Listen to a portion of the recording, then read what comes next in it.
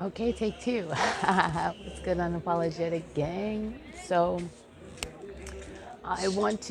today we're going to talk about some stuff. It's going to be a little bit uncomfortable, especially if you're not prepared. But this message is about staying 10 steps ahead. It's going to be a bit controversial to all forms of thought. But I was really pushed, it was really impressed on my spirit to share this message with you guys. So, the first thing is that staying ahead and knowing what's ahead doesn't mean that it's necessarily a negative thing. I want to share that with you. First and foremost, you may know that to know what's ahead is actually a positive thing. For example, you put in a GPS system that you're traveling from point A to point B, and along that line is information. Hey, there's a car accident on this road. Does that mean, oh, somebody's always sowing negativity? No, no. It just means that you need to maybe change, plan, alter some of your plans so you can accommodate the fact that, hey, like, I'm going to be either late, I'm heading from point A, my house, to point B, work, and I learned that there's an accident. So either I need to leave earlier or I need to call and let them know, hey, I'm running a little late. I have to meet a client. That's my point B. And I have to call and let them know, hey, I'm tied up. So this is the first thing. Staying several steps ahead is not necessarily a negative thing, but there may be negative roadblocks, accidents, etc. on the way to knowing, okay, listen, you're going to have a great life, but you need to maybe know a few things that are up ahead. Covering your eyes is not necessarily keeping a good outset. That honestly just makes you more vulnerable. So with that said, I want to kind of give you a bit of some backstory here. 2020, this was something called coronavirus that happened, and the World Economic Forum, including several members, Klaus Schwab, and the rest, had posted, okay, they met up and said, hey, what is to happen? And they've been talking about this for years. What happens when we get together and discuss a pandemic? What would the world look like? Well, guess what they're doing now? And guess what happened? There was a pandemic that, something that hit, and everybody on every surface of the earth was affected. Whether it was the travel industry, whether it was people who understood that they couldn't go to work or they ended up losing jobs, or it was, people losing the ability to, like, their freedoms to travel from point A to point B. So this was like kind of, one of the biggest issues that we found during that form of COVID. Other people, again, I want to share this with you as a preface. I'm not necessarily into the whole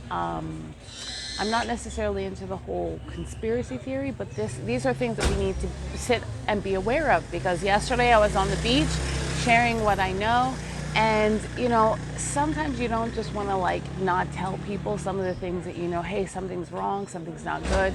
And sometimes people just don't care. They genuinely just don't care.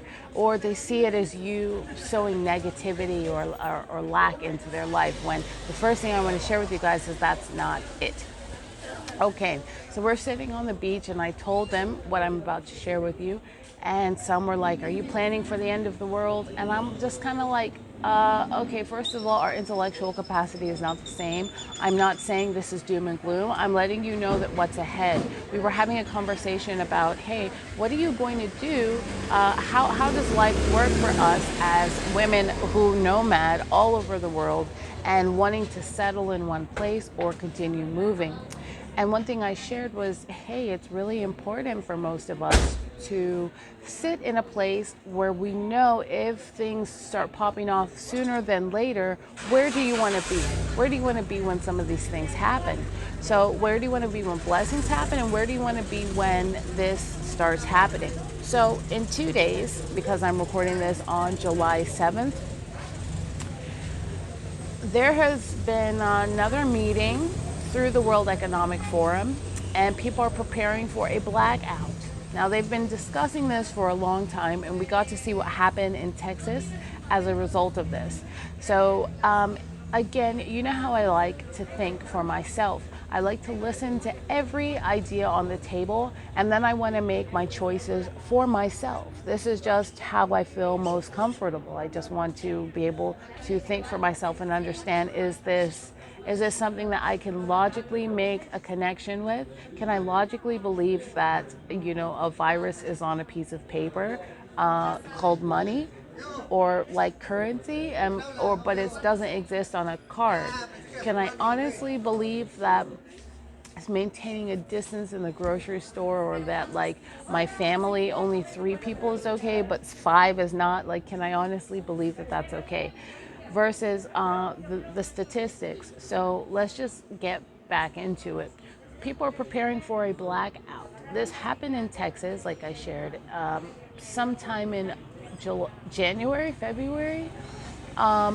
And people were without water for almost 2 weeks, and it was really hard without heat and things like that. So if I'm sharing this, it's not, oh, doom and gloom, but it's been impressed upon my spirit, and I don't want to go without, have something happen where I could have put out a message and somebody else is able to benefit and be smart about what to do. So staying 10 steps ahead. If there is this blackout that happens suddenly, are you prepared? So hospitals will be down, communication will be down, your ability to use finances, what I mean by ATMs, will be down, hacking into different bank accounts, that will be down. So are you spread out across different bank accounts? If you have cryptocurrency and everything is in crypto, and we have a literal blackout and it starts happening in small patches and then a mass amount of no light. So what things might you be able to do? Might you be able to learn to live without a cell phone for 1 or 2 days? I mean, listen, I'm not going to sit here and say it's not going to be uncomfortable. I mean, you all see I have a channel. I do work online. I do things in person, and so it's not easy for me to think about either. But when I shared this with these girls, they were like, "This is so scary," and that's a child's mentality. It's your job as an adult to take care of that inner child who's scared and say, "Okay, don't worry, baby, I got you." What we're going to do is we're going to go online and look up different, people and their ideas on how to strategize. So not saying, again, it's really important to do that, to learn how to strategize. So I listen a lot to ITM trading, and Lynette Zhang is one of the people who you can just type her into YouTube and she will explain the strategy. Barterability, food, clothing, food, shelter, water, and community. So if you have a community but you don't know how to barter, that's going to kind of cause issues. So if there's issues with the supply chain, what's going to happen? What I mean by this is I had been reading that people who own stores had been receiving notices that they need to stop carrying certain items. Please stop ordering this, and we don't need you carrying it in your store. So soon we're going to start seeing a whole huge form of control, a lot of issues, and it's going to be a bit not like what we had ever seen. But this is not to sow fear into you. It's actually going to be a good thing. So where you had a situation where they did their best to separate people, maintain your distance, now we're going to see communities starting to come together, people really relying on other people, whether you like them or not. We're going to start seeing people beginning their own kind of homestead situations where they learn to be completely self-sufficient and not necessarily reliant on the government, or reliant on the stores. So if you can learn to make your own and plant your own fruits and vegetables at home in your house. Somebody taught me this when I was in San Cristobal. He had a crate and he filled it with a trash bag, and then in the crate he put dirt, and he started planting his own seeds, so cultivating his own crops in his house. So if you can do this on your own and, just start making different recipes or learn how to preserve things, this is a good step. So what happens after that? We have to think maybe beyond a bigger picture, not just the first 10 steps. Okay, this is the next step is a blackout. No, I think it's going to be calm, and then all of a sudden it's going to be random. So we know, and I actually had been listening to Patrick Bet-David's podcast, and he's saying like there's a lot of people that come from LA, and all of a sudden there will just be blackouts. This is kind of like, again, it's a huge problem. So the whole state will happen. Parts of the world's going to happen. We're going to see a lot of issues with people like racial groups fighting. Things are going to be it cannot be contained. No police force, nothing. So some people are very big on their Second Amendment right to bear arms and hold guns and weapons. So this can be a positive thing, a negative thing, right? When this happens, and it can just be a week, it can be a month, and it might be 2, 3, 4 months. We don't know. It could keep happening, spotting. So a spot here of like of 5 days, and then you have 2 days of light, then it goes back out again, no hospitals, and then everybody goes into commotion. So I can say from living in different countries, for me, I can't say I had a lot of this in Asia, but in Africa and Mexico and Central America, I've seen this happens more often than not. The power just goes out and you're just kind of like used to it. But what I'm seeing was that like America is going to start looking like a developing country. What I've been seeing in other countries is going to start happening in these countries. So I want us to be really prepared. I don't want anyone to feel like you don't have options. Storing seeds is a good thing. Growing your own stuff. If cultivating your own land. Cultivating your own crops if you have pieces of land. Making sure that you are understanding how other forms of currency work. So bartering is kind of like where one person doesn't have extra rice, but the other does. Picking up 1 or 2 extra things at the grocery store will help. So let's just say it happens tomorrow. You have at least 4 or 5 bags of rice. Now, how does this help for people who are nomading? Because, not everybody sits at home. Some of us have 2 homes and we transfer back and forth to those homes, and some of us have no home and we go, and every Airbnb is the space where we have called home. Well, the first thing I would recommend doing is, if everything starts shutting down and you are looking into purchasing precious metals and you have them stored somewhere, the ability to get to the storage facility is going to be it's not going to make a whole lot of sense for anybody to ship anything to you if everything goes black. So that means the best thing is to kind of carry what you have on you. And small bills, and nowhere, it's going to be pretty hard to get $100 bills and change for all of that, or 500 pesos, or just hold on to like 5 quetzales, or if you can only hold like 1 ringgit at a time, maybe 5 ringgits, just hold on to whatever you have at that time.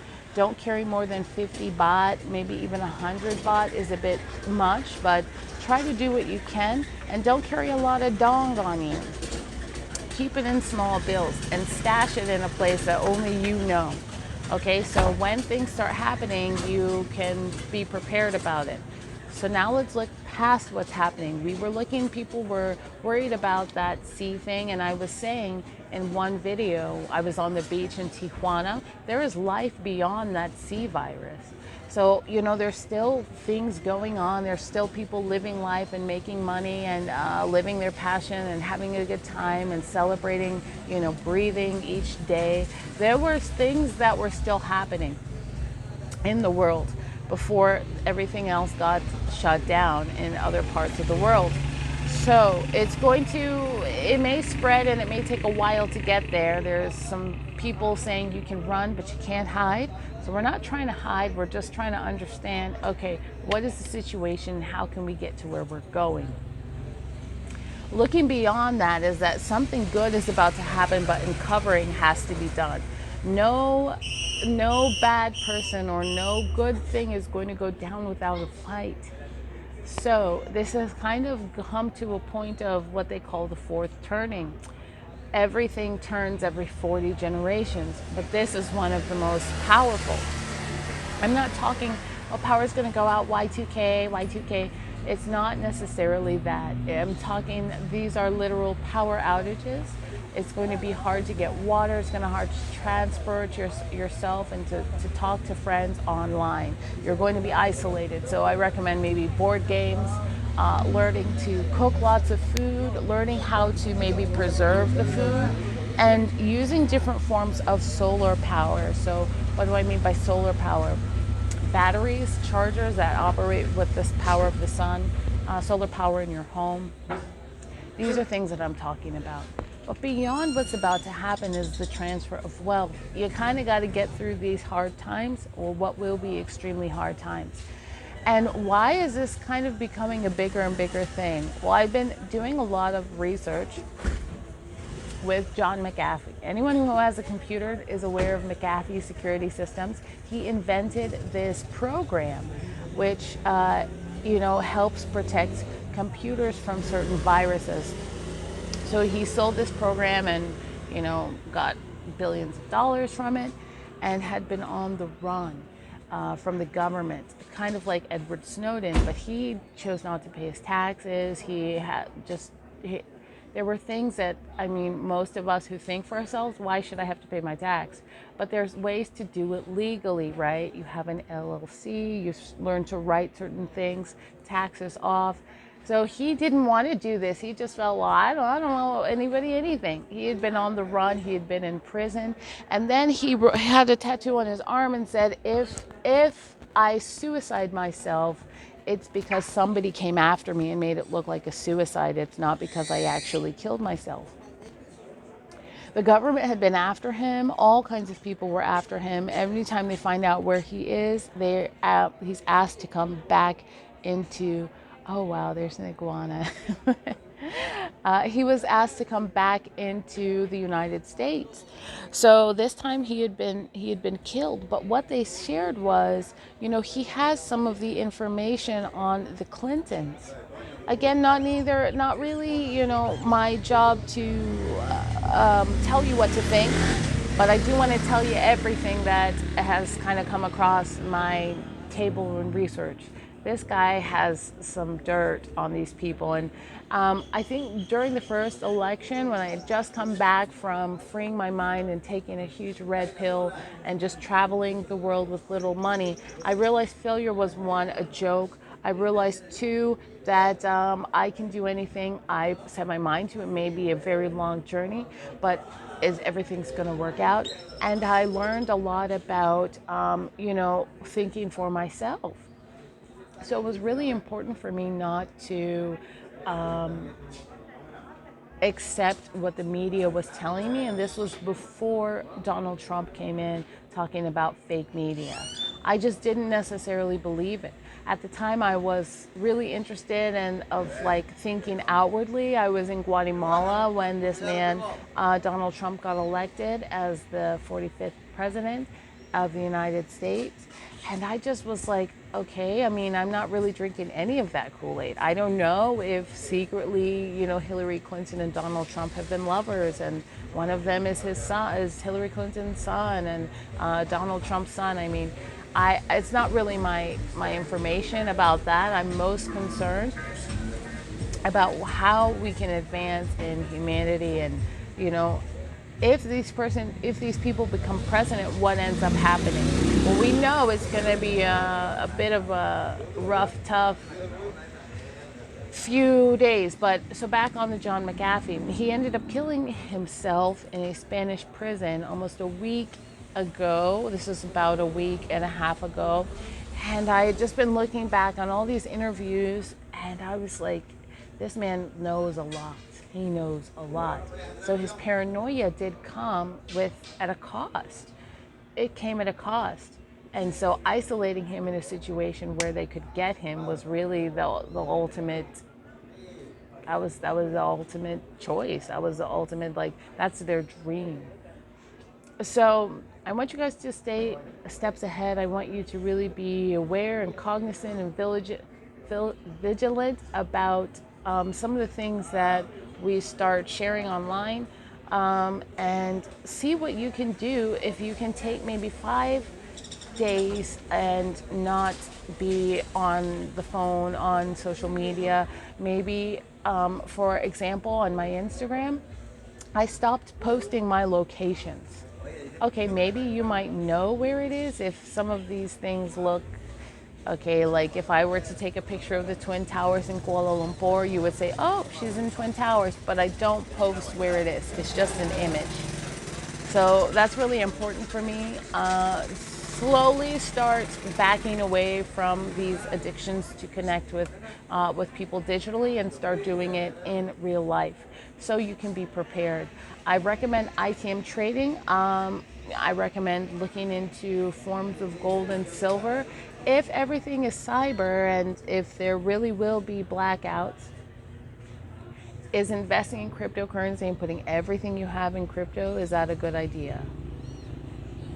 Is it a good idea? Only you know. So keeping small bills, junk silver, they're calling it, just kind of like quarters and nickels. So of certain years to help you. But Miranda, okay, that's so much weight on my luggage and I don't know about this or that. Do what you can to kind of be smart about what you can do moving that around. Because clearly when you order it, it either has to come into the mail or I mean, there's still ways that you can get some of these things shipped to you. Trading, even if you need 2 different currencies. But if everything goes black and your neighbor next to you has rice and you only have liquor or cigarettes, which I'm not really necessarily recommending, but if this is something that your community needs and it's something you could supply for them, by all means, start racking up right now. Start racking up right now. So we want to stay 10 steps ahead. Not everything that is a little bit dark on the path is demonic. Not everything is lack of light. So I want to remind you guys this and remind you all again, who the sun sets free, my dear, is free indeed. So just make sure you are understanding fasting and prayer so you can be ahead of the game on some of these things. Okay, guys, well, I wish you the best. So if you want to learn more about these blackouts, just type in WEF. That stands for World Economic Forum Blackout.